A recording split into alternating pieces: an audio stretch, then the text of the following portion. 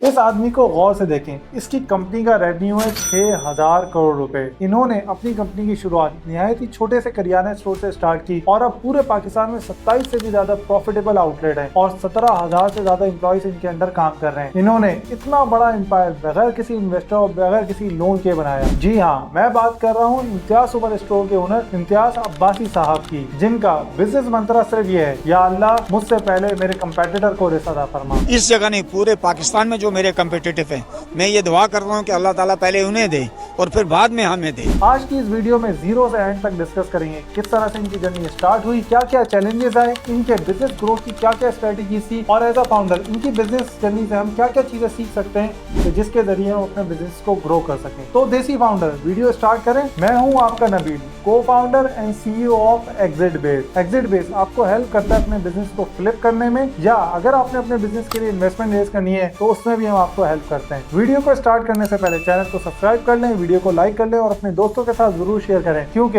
हर हफ्ते मैं इस तरह की केस स्टडीज लेके आऊंगा ताकि हम सब मिलकर सीख सकें कि किस तरह से अपने बिजनेसेस को ग्रो करना है।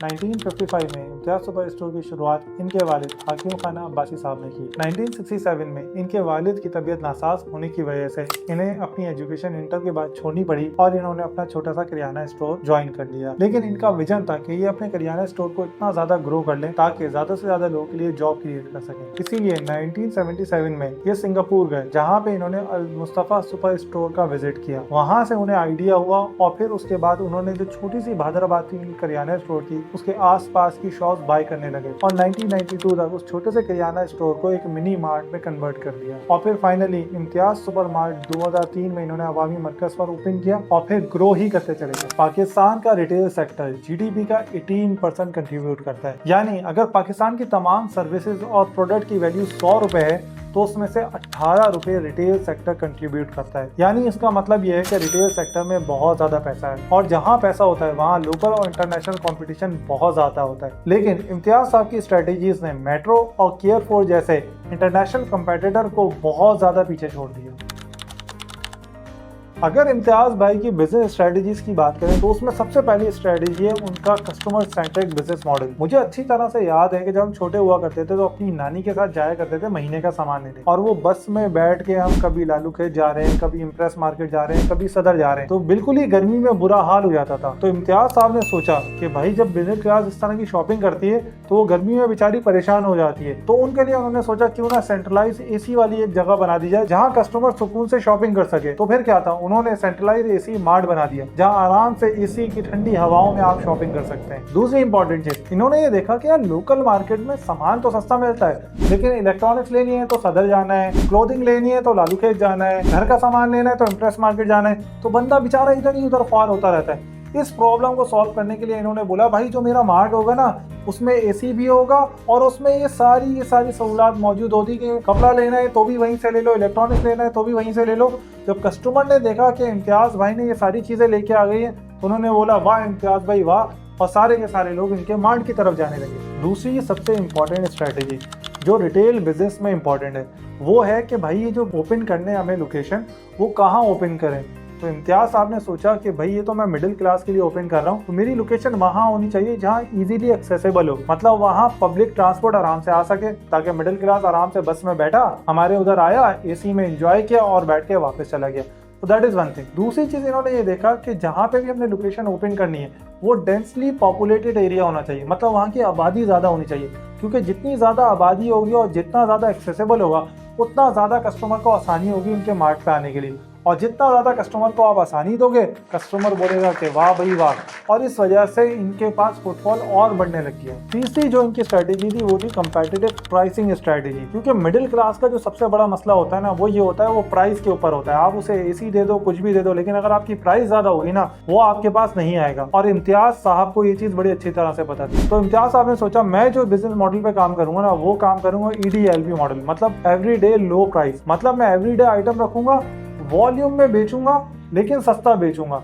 तो अगर मैं वॉल्यूम में बेच दूं और सस्ता बेच दूं तो मेरे पास कस्टमर की लाइन लग जाएगी, और जब कस्टमर की लाइन लग जाएगी तो मेरा मार्जिन तो कम होगा, लेकिन वॉल्यूम में मैं इतना बेच रहा हूँ कि मैं बहुत पैसा बना लूंगा। तो कस्टमर भी खुश और इम्तियाज साहब भी खुश। बहुत ही इंपॉर्टेंट स्ट्रेटजी इनकी ये थी कि वाइड रेंज ऑफ प्रोडक्ट, और इन्होंने इसमें इस्तेमाल किया BCE मॉडल। BCE मॉडल मतलब बेसिक नीड्स, कोर नीड और इमर्जिंग नीड। स्टार्ट इन्होंने किया बिल्कुल बेसिक नीड से, ताकि वो चीजें रखें अपने मार्ट के अंदर जिसमें ज्यादा से ज्यादा लोगों की रोजमर्रा की जरूरत हो। जब वहां पे लोग आने लग गए, लोगों की लाइन लग गई, तो फिर उन्होंने बोला यार कोर नीड के ऊपर जाते हैं। कोर नीड का मतलब ये कि फ्रेश फ्रूट और फ्रेश आइटम्स को यूज करना शुरू कर दें। तो जैसे ही इन्होंने देखा भाई अब कोर नीड के ऊपर भी लोग आ रहे हैं, तो फिर वो इमर्जिंग नीड के ऊपर चले गए, मतलब इलेक्ट्रॉनिक गैजेट और इलेक्ट्रॉनिक इस तरह के जो भी आइटम्स है उसको अपने मॉडल में इंप्लीमेंट किया। तो इन्होंने नीचे से लेके ऊपर तक जो पूरी की पूरी पॉपुलेशन थी उसकी सारी की सारी चीजें अपने मार्ट में जब लेके आ गए, तो ये सुपर मार्ट से बढ़ के हाइपर मार्ट बन गए पाकिस्तान के। पांचवी चीज जो इन्होंने अप्लाई की वो थी वर्टिकल इंटीग्रेशन। वर्टिकल इंटीग्रेशन का मतलब ये है कि अगर आप ऑलरेडी एक चीज बेच रहे हो तो उसको अपने इन हाउस चीजों को लेके आ जाओ। तो फॉर एग्जांपल इन्होंने देखा कि यार हमारे पास कस्टमर तो बहुत ज्यादा आ गया और कस्टमर को चीज भी पसंद आ रही है, लेकिन इनका हमेशा से ये मंत्र था कि कस्टमर को सस्ती से सस्ती चीज दो। तो इन्होंने सोचा यार ये जो मैं आटा और चीनी वगैरह मैं देता हूँ वो मैं किसी और वेंडर से लेता हूँ और इन्हें देता हूँ, तो जाहिर सी बात है वेंडर का भी कमीशन है, तो इस वजह से प्राइसिंग ज्यादा हो जाती है। तो इन्होंने सोचा कि भाई मैं क्या करूं कि मैं फ्लोर मिल खुद खरीद लूं और मैं अपनी प्रोडक्शन चीज़ों की खुद करना शुरू कर दूं। जब अपनी प्रोडक्शन इन्होंने शुरू की वर्टिकल इंटीग्रेशन के थ्रू, तो उससे दो फायदे हुए। एक तो ये हुआ कि इनकी प्राइसिंग कम हो गई, तो अब इन्हें वेंडर को देने की जरूरत नहीं पड़ी। दूसरा ये हुआ कि जैसे ही इन्होंने प्राइसिंग कम की तो कस्टमर की और ज्यादा लाइन लग गई और इनका फुटफॉल और बढ़ता चला गया। छठी स्ट्रेटेजी जो इन्होंने अप्लाई की, जो कि नॉर्मली पाकिस्तान में बिजनेसमैन अप्लाई नहीं करते, वो था टेक्नोलॉजी की एडॉप्शन। क्योंकि इंटर पास से ये इतनी ज्यादा पढ़ाई लिखाई तो थी नहीं, लेकिन जब इनका बिजनेस ग्रो होने लग गया, अब जाहिर सी बात है पाकिस्तान में तो आपको पता है एक छोटा सा स्टोर भी आप खोलोगे तो उसमें चोरी होगी, लेकिन इतने बड़े बड़े मार्ट को किस तरह से संभाला जाए कि अगर कोई भी चोरी ना हो सके, कुछ ना हो सके और कस्टमर को भी चीजें टाइमली मिल रही हो। तो इन्होंने SAP पूरा सिस्टम अपने पास इंप्लीमेंट किया, पूरी टेक्नोलॉजी इंटीग्रेट की, टैक्स सिस्टम इंटीग्रेट किया, ताकि ना चोरी हो सके और जो कस्टमर चीज ले रहा है उसे सही चीज मिल सके और वक्त में मिल सके, क्योंकि कस्टमर सेटिस्फेक्शन इसकी मोस्ट इंपॉर्टेंट प्रायोरिटी थी। इसी वजह से इन्होंने पूरे के पूरे इम्तियाज को टेक्नोलॉजी के ऊपर कन्वर्ट कर दी। 7th स्ट्रेटजी इनकी मुझे बहुत ज्यादा पसंद आई, वो था कि एम्प्लॉय एम्पावरमेंट। पाकिस्तान में बहुत सारा बिजनेस ओनर ये समझता ही नहीं है कि एम्प्लॉय को अगर आप एम्पावर करोगे तो आपका कस्टमर भी आपसे खुश रहेगा, क्योंकि कस्टमर को जो फेस कर रहा है वो आपका एम्प्लॉय तो फेस कर रहा है। इसके लिए इम्तियाज साहब ने अपना दिमाग लगाया और अपने सारे जो 17,000 एम्प्लॉयज की टीम है उनको ट्रेन करने के लिए पूरा इंस्टीट्यूट ओपन कर दिया, जिसमें उन्हें बाकायदा जब वो हायर होते हैं तो प्रोफेशनल ट्रेनिंग होती है, उनको बोनसेस मिलते हैं, ताकि उनका जो एम्प्लॉय है वो उनसे इंगेज रहे, उनसे एसोसिएट रहे। जितना ज्यादा वो अपने एम्प्लॉय की प्रोफेशनल ट्रेनिंग पे इन्वेस्ट करेंगे, जितना ज्यादा अपने एम्प्लॉय को खुश रखेंगे, उतना ज्यादा उनका एम्प्लॉय उनके कस्टमर को खुश रहेगा, और जब कस्टमर खुश रहेगा तो आपको पता है भाई फुटफॉल आएगा और पैसा आएगा। 8वीं जो इनकी स्ट्रेटेजी है उसने तो भाई तबाही मचा दी, जो इनके इंटरनेशनल कंपेटिटर और लोकल कंपेटिटर कर ही नहीं पाए, वो था कम्युनिटी इंगेजमेंट। नॉर्मली पाकिस्तान में कम्युनिटी इंगेजमेंट का मतलब क्या होता है कि भाई कोई गैदरिंग कर लो, लोगों को मिला लो, कुछ ये वो कर लो और लोगों को खुश करो, लेकिन इन्होंने बोला नहीं, इनका मंत्र ये है कि कस्टमर खुश तो मार्केट खुद ग्रो हो जाएगी। इन्होंने क्या किया कि एक तो पहली याद इन्होंने वर्टिकल इंटीग्रेशन और सारी चीजों करके चीजों की कॉस्ट रिड्यूस की, ताकि हमारी पूरे पाकिस्तान में कॉस्ट सबसे कम रह सके। दूसरी चीज इन्होंने क्या की कि जो भी इनका ईयर का प्रॉफिट होता है उस प्रॉफिट में से 30% जो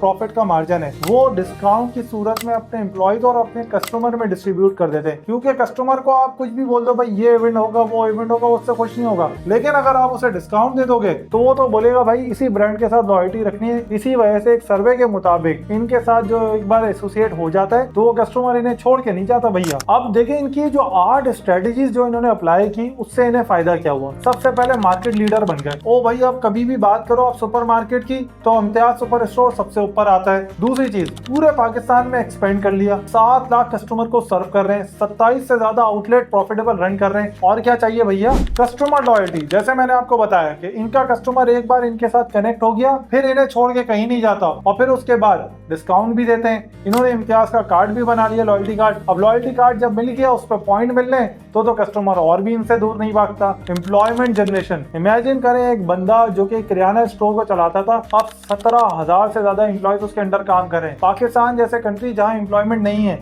वहां पे ये बंदा 17,000 लोगों को जॉब दे रहा है, और इनकी इसी चीज की वजह से दुनिया में इनको अवार्ड्स मिले कि क्या डिफरेंट बिजनेस मॉडल बनाया है भाई आपने। तो अगर इस वीडियो को समराइज करूं तो भाई 8 स्ट्रेटेजीज हैं जो आपने अपने बिजनेस के लिए अंदर अप्लाई करनी है ताकि आपका बिजनेस ग्रो हो जाए। सबसे पहले कस्टमर सेंट्रिक अप्रोच होनी चाहिए। सेकंड, अगर आपने एक्सपेंशन करनी है रिटेल के साइड पे तो उस एक्सपेंशन को बड़ी केयरफुल करना है। थर्ड, आपकी जो प्राइसिंग होनी चाहिए वो बहुत ज्यादा अपने कंपेटिटर से स्ट्रेटेजिक पॉइंट ऑफ व्यू से कम होनी चाहिए ताकि ज्यादा से ज्यादा कस्टमर आ सके। फोर्थ, आपकी जो प्रोडक्ट है उसकी डाइवर्सिफिकेशन वक्त के साथ साथ बढ़नी चाहिए ताकि आप ज्यादा से ज्यादा कस्टमर को अपने फनल में ऐड कर सको। Fifth, operational efficiency. पाकिस्तान में लोग बड़ा बड़ा कारोबार कर लेते हैं लेकिन टेक्नोलॉजी पे इन्वेस्ट नहीं करते। भाई अगर आपने अपने कारोबार को बहुत ज्यादा बड़ा बनाना है, पूरे पाकिस्तान फैलाना है, तो आप लोगों पे डिपेंडेंट नहीं हो सकते। टेक्नोलॉजी का इंप्लीमेंट करना ही पड़ेगा ताकि आपके प्रोसेसेस एफिशिएंट हो। जितने ज्यादा प्रोसेसेस एफिशिएंट होंगे उसमें चोरी चकारी कम होगी और उतना ज्यादा आपका बिजनेस ग्रो हो सकेगा, उतने ज्यादा चेक एंड बैलेंस लगा सकोगे आप। छठा, एम्प्लॉय एम्पावरमेंट। एम्प्लॉय के जितना ज्यादा एम्पावर करोगे ना उतना ज्यादा वो आपके साथ देगा। एम्प्लॉय बहुत लॉयल होता है लेकिन अगर आप उसकी जरूरियात का ख्याल नहीं रखोगे तो वो आपकी जरूरियात का ख्याल नहीं रखेगा। सातवां, इनोवेशन। अपने बिजनेस के अंदर इनोवेशन लेके आते रहो, ग्रो करते रहो, अपने प्रोडक्ट ऐड करते रहो ताकि आप अपने कंपेटिटर से 10 कदम आगे बढ़ते रहो। आठवां, जो सबसे इंपॉर्टेंट है वो है कम्युनिटी एंगेजमेंट। अपने कस्टमर को अपनी कम्युनिटी की तरह समझो। ये नहीं समझो कि हमारे यहाँ क्या होता है, एक जो कारोबारी बंदा होता है, कस्टमर आ गया बोलता है भाई तलवार निकालो इसकी गर्दन काटेगा। ऐसा नहीं करना है भाई। आपने जितना कस्टमर को सोचोगे, अपनी कम्युनिटी की तरह उसे समझोगे, उतने ज्यादा कस्टमर आपके साथ कनेक्ट हो जाएगा। और जब कस्टमर आपके साथ कनेक्ट हो जाएगा और आपको रेफर करेगा तो आपका बिजनेस ग्रो होने से कोई नहीं रोक सकता। अगर ये केस स्टडी आपको अच्छी लगी तो इसको जरूर लाइक करें, चैनल को सब्सक्राइब करें और अपने दोस्तों के साथ शेयर करें ताकि हम भी सीख सकें कि पाकिस्तान में किस तरह से बिजनेस ग्रो कर सकते हैं।